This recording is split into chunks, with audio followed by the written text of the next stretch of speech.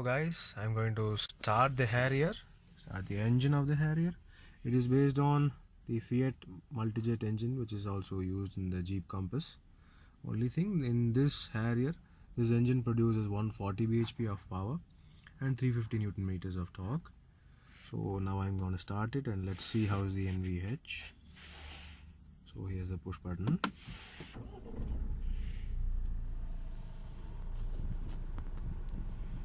That is the partial digital display of the Harrier.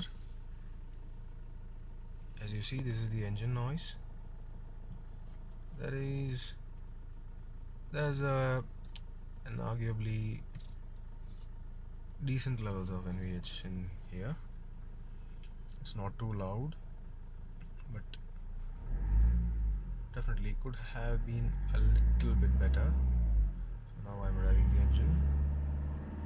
That's what 2000 RPM, 2500, and 2500 is the limit for revving when the vehicle is in idle. And the gear shifts are slick, decently slick. They are good, but the engine sounds really smooth and noiseless outside. I'm going outside now. Let's see. Let's check out the NVH on outside.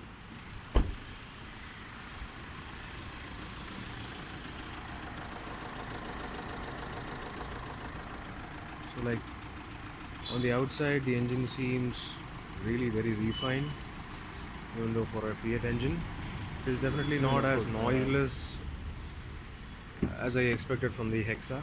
The Hexa seems a bit more refined in this manner, but the multijet here, like the Cryotech as they call it, it's also pretty good.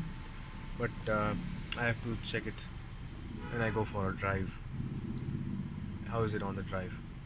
So let's go for a drive. Now you see we are in the city mode. Like you have this different selector as well for the ESP drive modes. You have ESP off function as well. So if you switch it off, this is the warning that is displayed in the driver instrument cluster.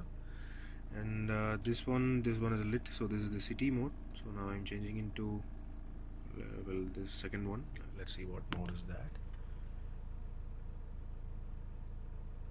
Okay, so if you switch off the ESP, even if you change the drive selector, there will be no difference in drive modes. I'm switching it on again, the ESP. Now I switched it on. Wet mode activated. So this is the wet mode here, and it shows the Harrier driving in a wet road condition in rain. Rough road mode activated. And the next one is the rough road mode. So if you see, the Harrier is displayed as driving on a rough rocky surface. And we have hill descent control as well. I'll turn this on. So let's switch it off right now.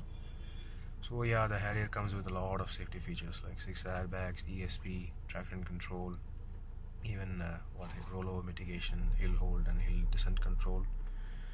And yeah, well, it's got something like off-road ABS, off-road ESP, and various functionalities of the ESP as well. So yes, so these are the different modes of the driver display here. Like we have the power and torque meter also.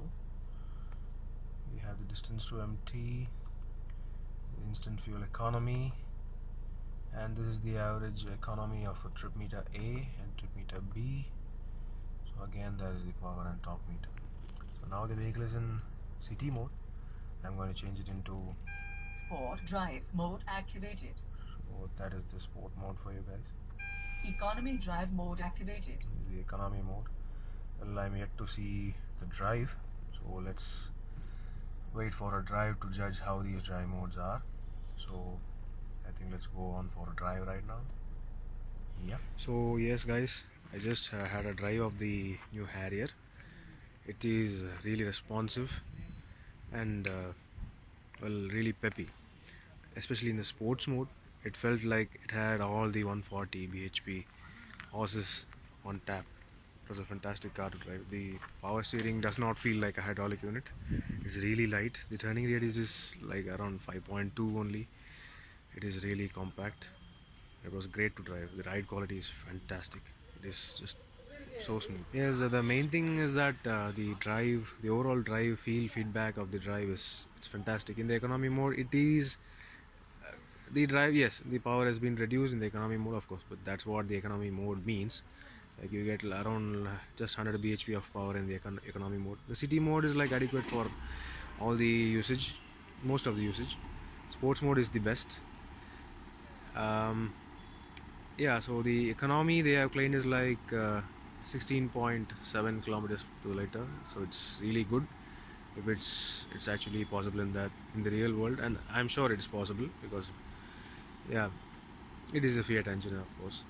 And yeah, so the car looks fantabulous. The road presence is fantastic.